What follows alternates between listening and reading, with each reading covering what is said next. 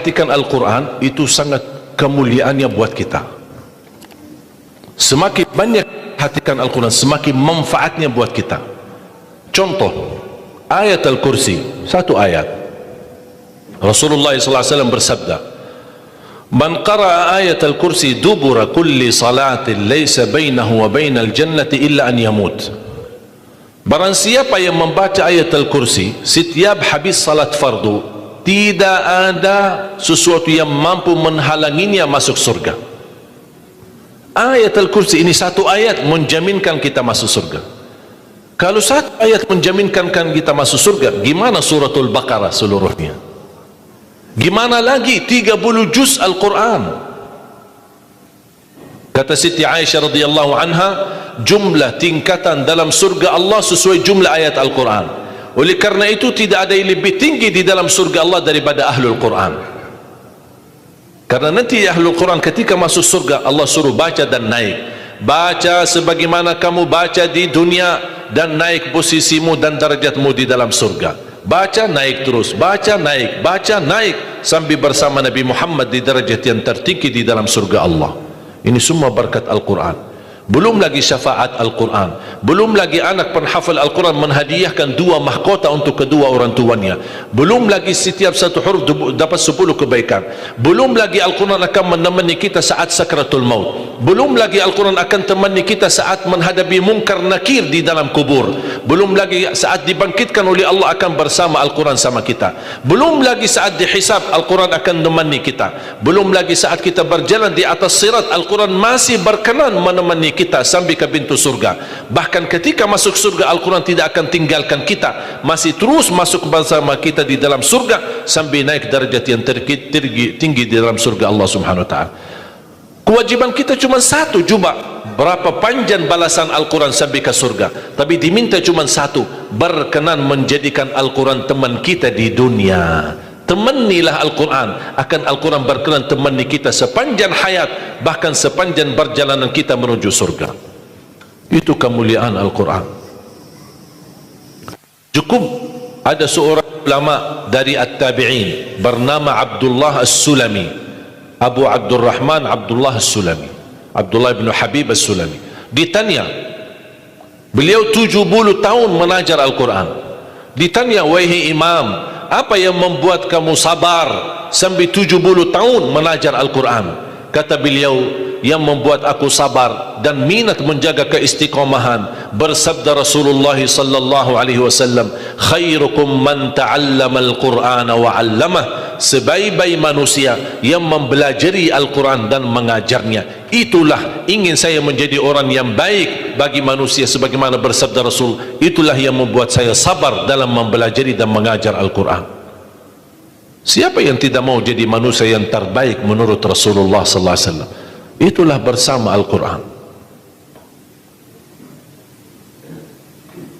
Mohon maaf, siapa Ali Jabir? Hamba yang biasa, banyak kekurangannya. Yang Allah anugerahkan kemuliaan bukan karena siapa-siapa, tapi karena Al-Quran. Dihormati, didepankan, dan semua orang penghafal Al-Quran, berapapun usianya, dihormati, didepankan, dimuliakan. Semua berkeinginan bisa bersalaman. Kita melihat dan menonton acara Hafiz Indonesia, jangankan anak-anak, bahkan yang cacat luar biasa Allah tunjukkan bagaimana kelebihan Al-Quran. Yang buta bisa hafal Al-Quran, yang lumpuh badannya dan jasadnya seperti alana yang tidak bisa jalan hafal Al-Quran.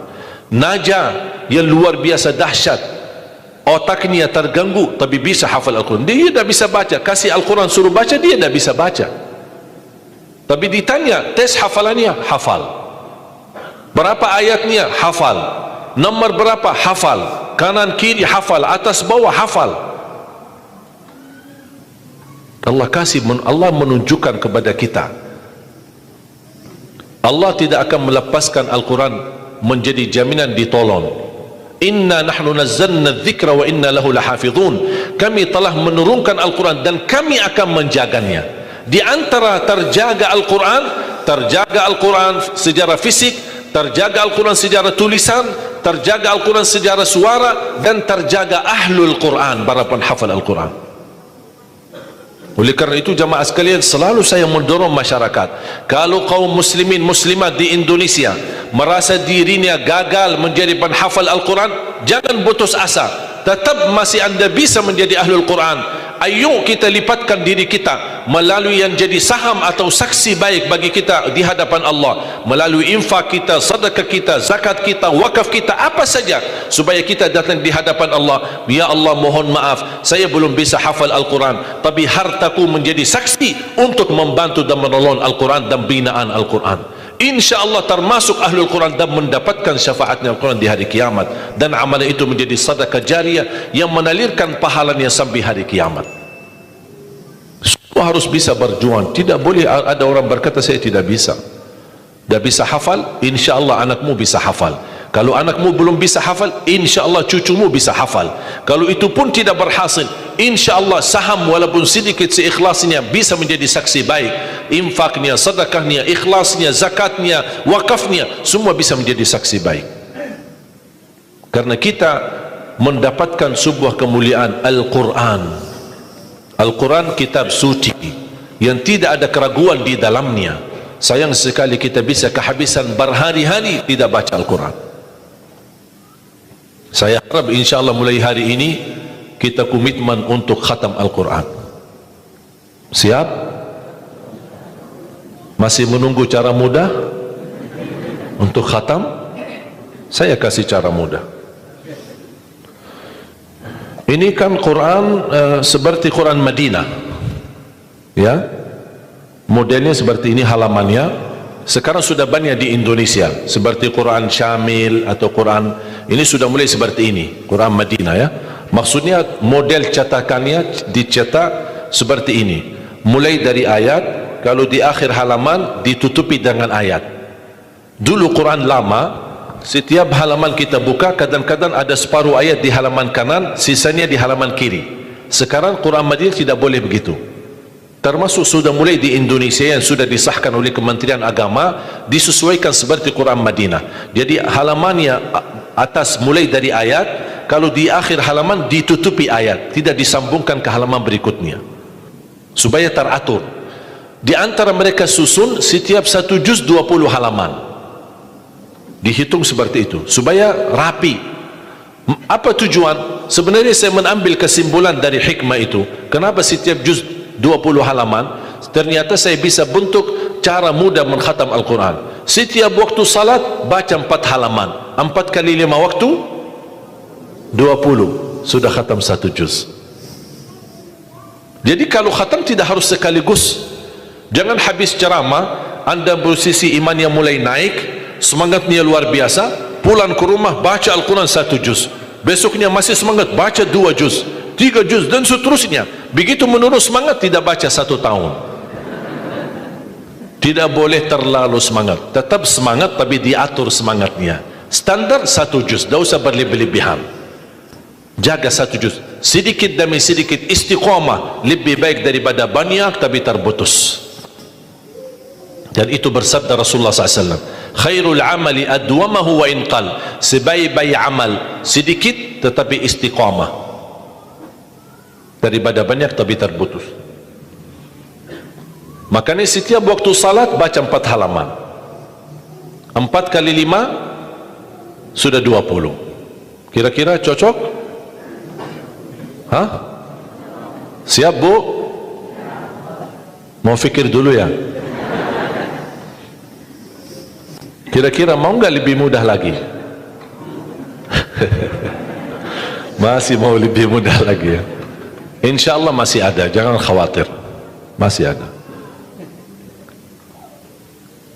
Sebelum salat baca 2 halaman, habis salat baca lagi 2 halaman. Gimana kira-kira cocok? 2 halaman sebelum salat. Kalau 4 halaman sekaligus terlalu berat, tak apa-apa, bagi 2 halaman sebelum salat, 2 halaman sesudah salat. Jadi berapa? 4 dikali 5 waktu berapa jadi? 20, sudah khatam 1 juz. Kira-kira siap? 2 halaman Satu kertas.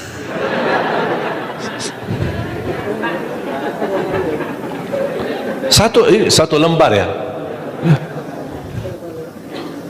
Satu kertas. Satu. Cuma bola balik. Masa keberatan? Cuma satu. Begitu sebelum salat baca satu kertas, satu lembar. Habis salat baca lagi satu lembar. Mohon maaf, lagi semangat. Mau nambah jangan tambah. Itu aja dijaga sampai selesai. Kalau ini bisa dijaga, insya-Allah husnul khatimah. Istiqamah dibaca. Siap? Fikir-fikir dulu atau gimana? Insya-Allah aman ya, cocok. Cocok? Masih mau lebih mudah lagi? Bu mau? Mau lebih mudah. Ini cara yang tadi yang saya sampaikan, setiap salat, sebelum salat 2 halaman, habis salat 2 halaman, dan seterusnya sampai khatam 1 juz. Itu cara yang termudah untuk orang yang paling malas. Kalau itu tidak bisa, saya angkat tangan. Inna lillah wa inna ilaihi raji'un. Sudah ada lagi, sudah habis. Malu kita sama Allah jamaah sekalian. Wallahi waktu kita banyak. Ketika saya berhasil khatam 10 jam bisa khatam 30 juz. Allah kasih 24 jam. Masa kita tidak bisa 1 juz? Saya tidak minta 30 juz dalam 10 jam.